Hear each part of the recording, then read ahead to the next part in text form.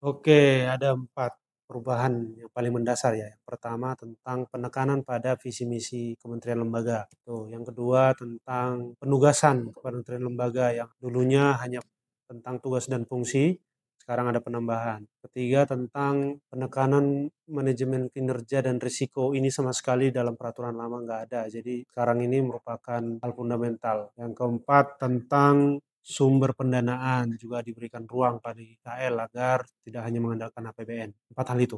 Oke, jadi perbedaannya dibanding sebelumnya itu kalau visi misi KL di Renstra atau peraturan Menteri Bappenas sebelumnya itu hanya mengatur ketentuan secara umum. Misalnya visi adalah bla bla bla bla gitu ya.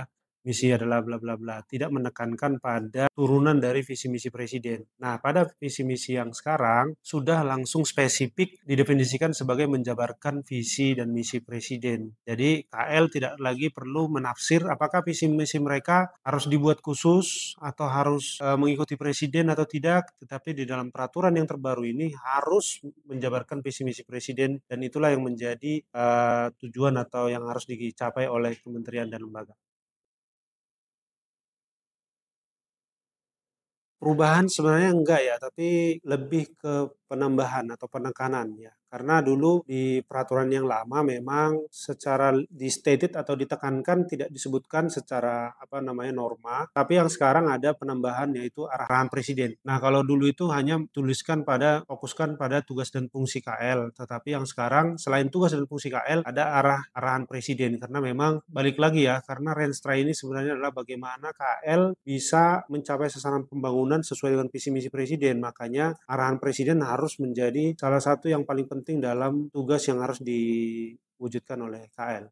Ya, itulah yang salah satu yang paling fundamental dalam Renstra kali ini. Dulu tidak ada penekanan pada manajemen kinerja, apalagi manajemen risiko. Di pedoman Renstra sebelumnya untuk KL itu memang ada indikator kinerja tetapi bukan dalam rangkaian manajemen kinerja yang utuh. Makanya karena ini, jadi Renstra itu sekarang menjadi bagian dari manajemen kinerja, tidak berdiri sendiri atau tidak terpisah dari manajemen kinerja sebagaimana yang sudah diterbitkan oleh Permenpan tentang pengelolaan kinerja atau cascading kinerja. Nah, di sini ada 3 struktur yang ditekankan oleh Perpres ini. Pertama tentang sasaran strategis, program dan kegiatan, yang kedua tentang indikator kinerja dan ketiga target. Nah, selanjutnya terkait manajemen risiko. Di sini tegas sekali harus ada manajemen risiko. Karena apa? Sering sekali Renstra tidak bisa dicapai indikatornya atau targetnya karena kita nggak mengidentifikasi risiko pada saat menyusun. Jadi buat sebaik-baiknya, buat ideal-idealnya, tetapi pada saat dievaluasi hampir tidak ada Renstra yang bisa tercapai 100% atau bahkan ada yang di angka 50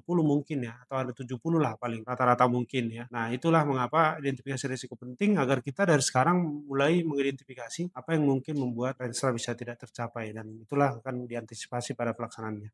Oke, untuk pendanaan ada penambahan sumber pendanaan. Kalau dalam Renstra sebelumnya memang hanya menekankan yang di normanya disebutkan adalah sumber pendanaan dari pemerintah. Sebenarnya di dalam pengadaan barang jasa itu sudah dikenal sebenarnya ada sumber-sumber pendanaan lain yang sah, misalnya KPBU. Nah, di Perpres ini itu juga ditekankan kembali atau dimanatkan sehingga KL tidak perlu ragu-ragu untuk menjadikan sumber pendanaan yang resmi tadi masuk dalam pendanaan untuk mencapai target kinerja. Karena kalau hanya mengandalkan APBN seperti kita tahu sekarang ini ada efisiensi dan sebagainya tentu sulit mencapai Renstra atau target Renstra yang mungkin cukup besar atau ambisius lah seperti itu.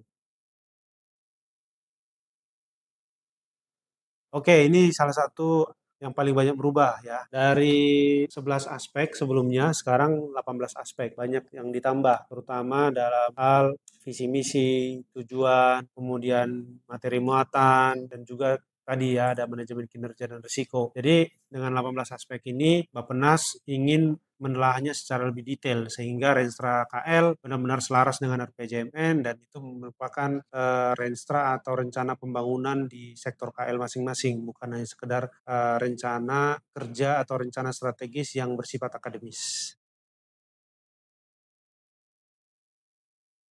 Oke, forum penyesuaian itu adalah nanti pertemuan 2 pihak atau 3 pihak yang akan diinisiasi oleh Bappenas untuk menyesuaikan atau merevisi lah katakan begitu ya, atau menyelaraskan antara Renstra KL dengan RPJMN. Nah, di sini ada dua hal yang berubah. Pertama dari segi waktu, tadinya paling lambat Juni di tahun perencanaan itu sekarang menjadi di Agustus ya, di tahun perencanaan. Yang kedua yang paling fundamental adalah keterlibatan Kemenpan RB dan Kementerian Keuangan. Kalau di Permen PPN itu hanya opsional, jadi dapat dilibatkan. Tapi kalau sekarang itu udah wajib karena tadi ada manajemen kinerja, itu nanti Kemenpan RB akan memberikan arahan atau masukan sehingga Renstra itu benar-benar bisa mencapai kinerja pembangunan. Kemudian dengan Kementerian Keuangan terkait pendanaan dan lain sebagainya, terutama dari sumber-sumber pendanaan yang sah tadi.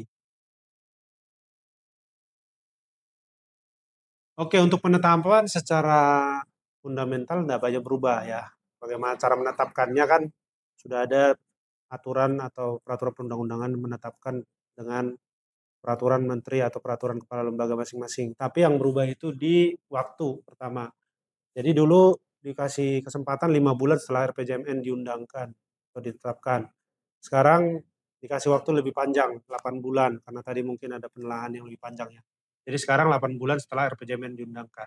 Nah yang kedua setelah ditetapkan, kalau dulu mungkin hanya di-submit ke Bappenas. Kalau sekarang juga di-submit atau dikirim ke Kementerian Dalam Negeri, Kementerian Keuangan, dan Kementerian PAN-RB. Jadi Registra KL itu menjadi pengetahuan bersama ya. Jadi dikirim juga ke KL-KL yang ada kaitannya tadi yang sudah disampaikan sebelumnya. Begitu. Oke, kalau aturan baru sebenarnya tidak ada, karena sebenarnya dari dulu sudah ada cara evaluasi. Hanya saja dalam Renstra ini ada amanat baru. Di Renstra sekali sebelumnya, pemantauan evaluasi tidak diatur khusus. Jadi kalau Renstra mau dievaluasi ya sesuai dengan kebutuhan atau keinginan KL ya. Apakah itu dalam mengevaluasi untuk revisi Renstra atau kemudian untuk evaluasi Renstra periode sebelumnya untuk menyusun Renstra periode berikutnya. Tetapi di dalam Perpres 80 ini ada pengaturan khusus atau penekanan khusus, yaitu amanat di Renstra ini perlu dilakukan pemantauan dan evaluasi itu berdasarkan mekanisme atau aturan tentang sistem akuntabilitas kinerja pemerintah atau SAKP. Jadi memang benar-benar seperti yang saya sampaikan tadi ini, manajemen kinerja atau Renstra bagian dari manajemen kinerja ini akan diukur melalui sistem akuntabilitas kinerja pemerintah. Jadi Renstra merupakan penilaian kinerja bagi instansi atau institusi KL. Itu perbedaan.